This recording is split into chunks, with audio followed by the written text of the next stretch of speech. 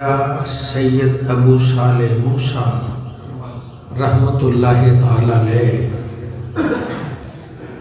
آپ کو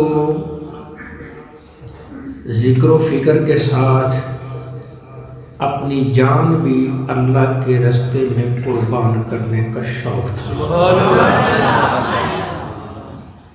اور اسی عالم میں وہ جہاد کے لیے نکلے کہ جائیں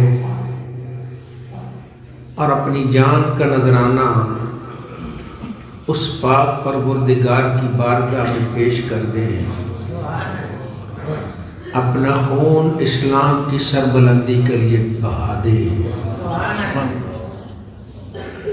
اسلحہ ہوگا اپنے ساتھ، ان کا تلوار نیزہ وغیرہ ڈھال ہوگی، جا رہے تھے جہاد کے لیے۔ سرحد پہ پہنچو، جہاں فوج ہے وہاں مل کے جہاد کروں۔ پیدل سفر تھے، پیدل جا رہے تھے، سواری تو تھی نہیں، بھوک شدت کی لگی۔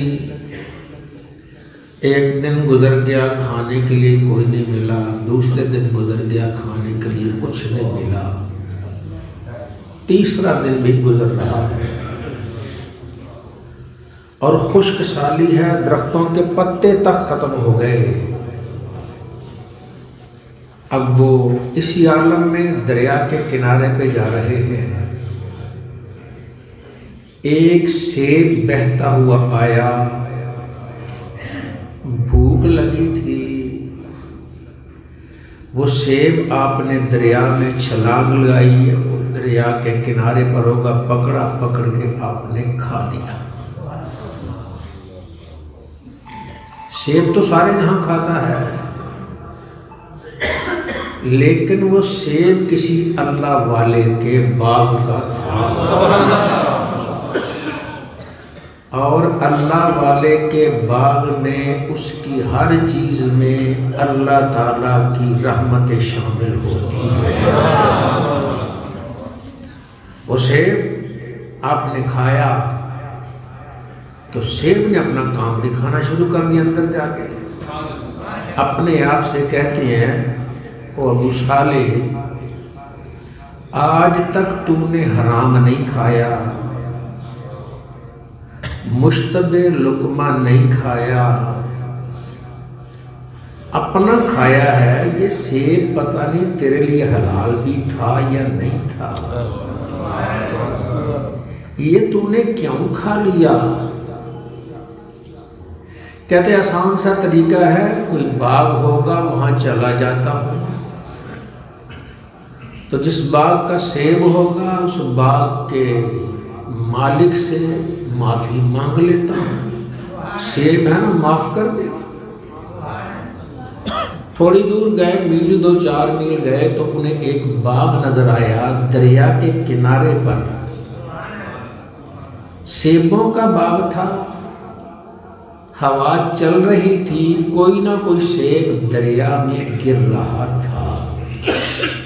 انہیں یقین ہو گیا کہ سیب اسی باغ کا ہے،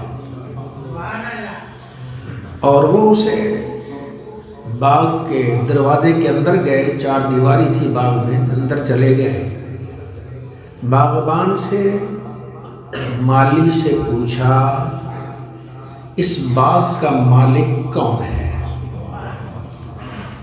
اس نے کہا ہمارے حضرت، ہمارے پیر و مرشد حضرت خواجہ عبداللہ سومی رحمۃ اللہ تعالی علیہ، یہ اس کے مالک ہیں۔ وہ کہاں ہے؟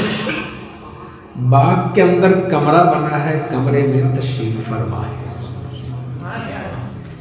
یہ آ گئے، دروازے پہ کھڑے ہو کے کہتے السلام علیکم۔ انہوں نے جواب دیا وعلیکم السلام۔ ہاں بیٹا کیسے آنا ہوا؟ اور بھی آدمی بیٹھے تھے۔ کہ حضور میں آ رہا تھا تو دریا میں بہتا ہوا سیب ملا، میں نے کھا لیا، پھر مجھے خیال آیا کہ سیب کسی مالک کا ہوگا، تلاش کرتے کرتے آپ کے باغ کو دیکھا، اس کی شاخیں دریا پہ لٹک رہی ہیں، تو سیب آپ کا کھا لیا ہے، بس اپنی زبان سے ایک مرتبہ کہہ دیں معاف کر دیں، معاف کر دیا میں نے، مجھے سکون مل جائے گا، پیسے تو میرے پاس ہے نہیں ہے۔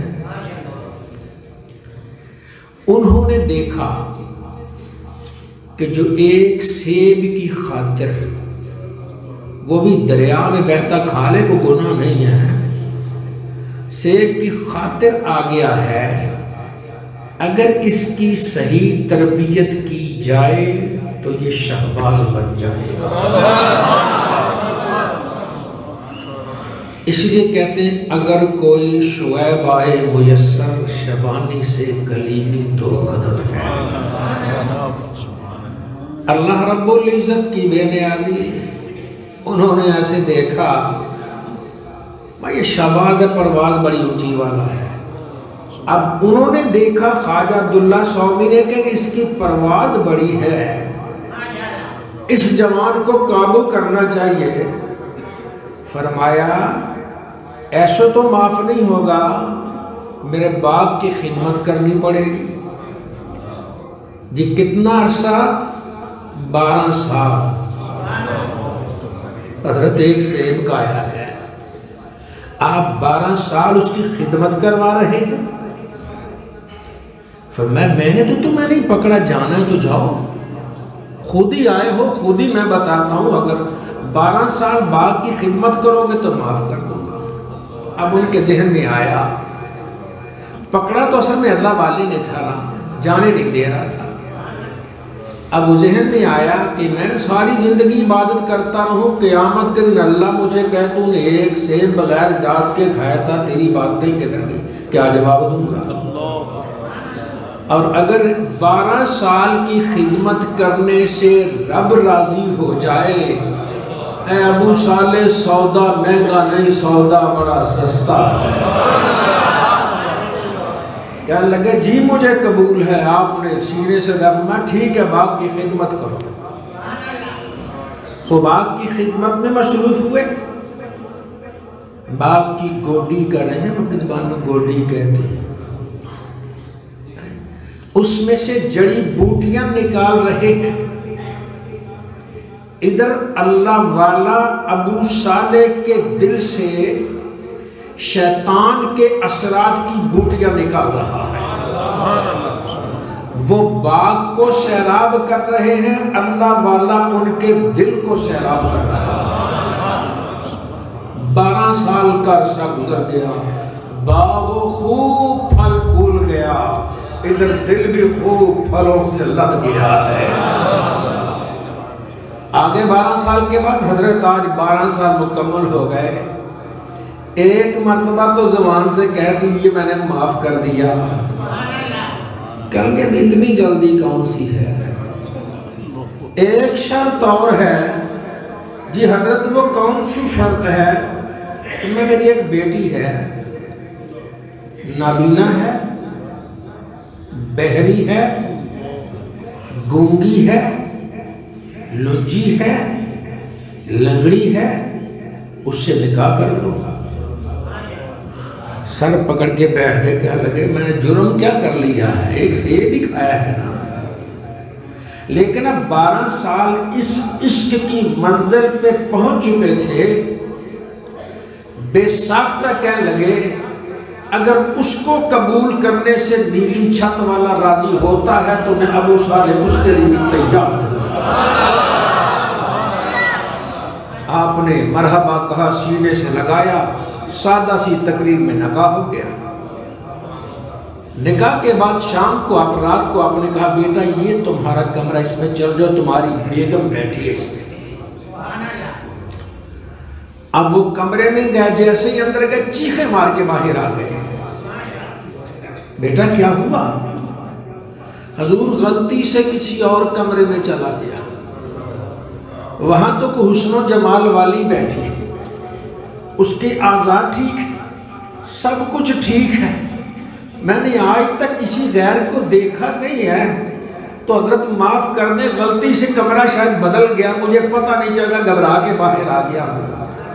فرمایا ابو صالح وہی تیری بیوی ہے۔ حضرت آپ تو کہتے تھے نابینا ہے، وہ میں آج تک اس نے کسی غیر کو دیکھا نہیں، سمجھ لو نابینا ہے۔ کسی غیر کی بات سنی نہیں، سمجھ لو وہ بہری ہے۔ چغلی غیبت کی نہیں، گالی نکالی نہیں، سمجھ لو وہ گونگی ہے۔ ہاتھ اس کا غیر کی طرف اٹھا نہیں، سمجھ لو وہ ہاتھوں سے رنجی ہے۔ اور قدم اس کا گھر سے دہلیز سے باہر نکلا نہیں، سمجھ لو وہ لنگڑی ہے۔ بیٹا مبارک ہو، اللہ نے تجھے وہ بیوی دی ہے جو تجھ سے بھی 4 ہاتھ آگے نظر آ رہی ہے۔